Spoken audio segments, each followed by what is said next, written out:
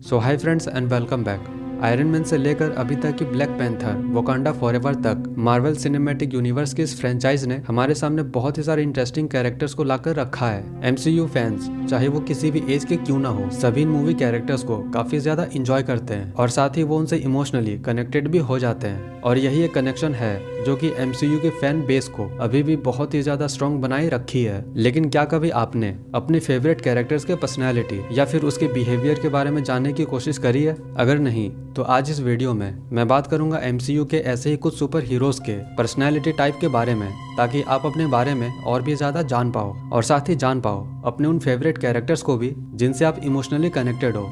So let's begin.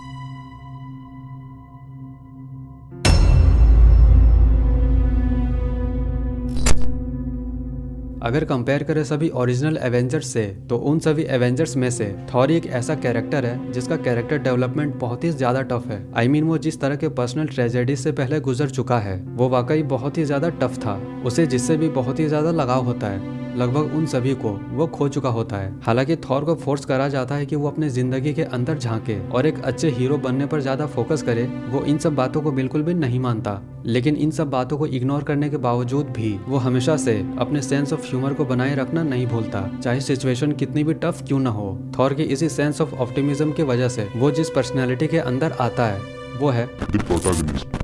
इस personality का जो सबसे डार्क साइड है वो है इंडिसिसिवनेस और हद से ज्यादा आइडियलिस्टिक होना। और थॉर के केस में ये दोनों चीजें बिल्कुल साफ हो जाती है। हमने देखा ही है कि कैसे थैनोस को मारने के बाद भी वो अपने भाई लोकी पे भरोसा करता रहा था, और फिर इसके बाद जब वो एक बार कंप्लीटली डिप्रेशन में चला गया था तो वो तुरंत उस सिचुएशन से अपने आप को बाहर निकाल नहीं पाया था।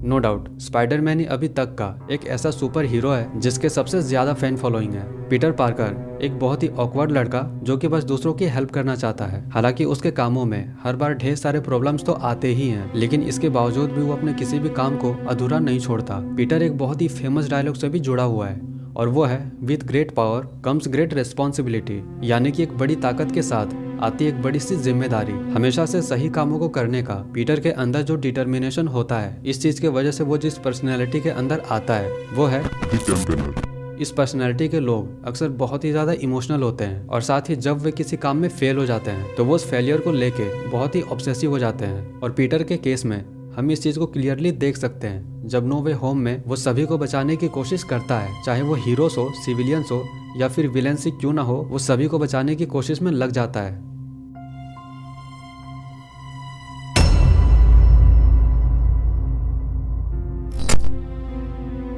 स्कारलेट विच मार्वल कैरेक्टर्स के बीच में एक ऐसी नेगेटिव कैरेक्टर है जिसको वाकई बहुत ही अच्छे तरीके से स्ट्रेंथ के साथ साथ एक इमोशनल डेप्थ भी दिया गया है।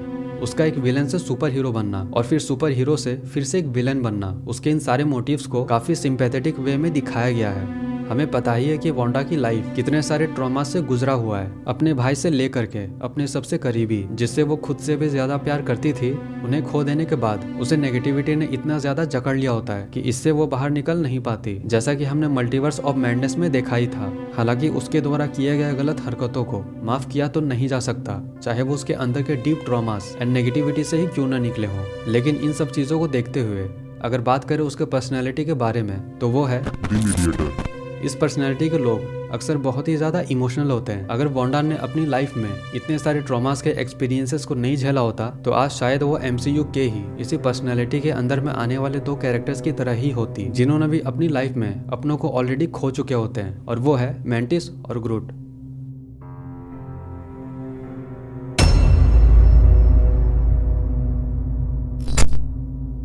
एक सुपर हीरो के तौर पे आयरन मैन ही वो पहला सुपर हीरो था जिन्होंने मार्वल के सिनेमैटिक यूनिवर्स की नींव रखी थी।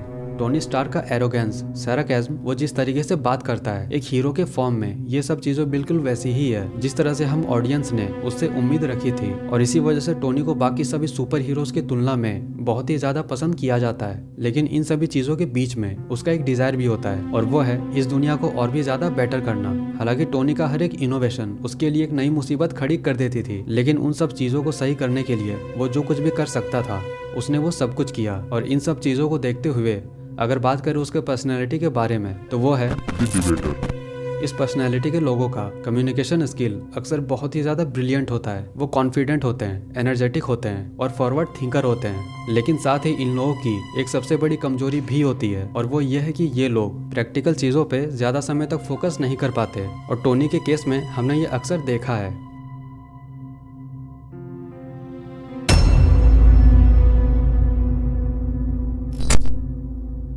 अगर कंपेयर करें एमसीयू के बाकी सभी सुपर हीरो से तो स्टीव रॉजर ही एक ऐसा सुपर हीरो है जो कि उन सबसे बहुत ही ज़्यादा डिफरेंट है और इसका सबसे बड़ा वजह यह है कि वो मेंटली बहुत ही ज़्यादा स्ट्रांग है। स्टीव को पॉजिटिविटी का एक बहुत ही बड़ा सिंबल माना जाता है। हालांकि पूरे एमसीयू में स्टीव की कहानी में ढेर सारे प्रॉब्लम्स तो आते ही हैं, लेकिन उस वक्त उन सभी चीज़ों को सही करने के लिए वो जो कुछ भी कर सकता था वो करता था। अब इन सभी चीज़ों को देखते हुए अगर बात करें स्टीव के पर्सनैलिटी के बारे में तो वो है और इसी पर्सनैलिटी के अंदर में आने वाला एक और सुपर हीरो जो कि स्टीव के बराबर ही है वो है ब्लैक पैंथर।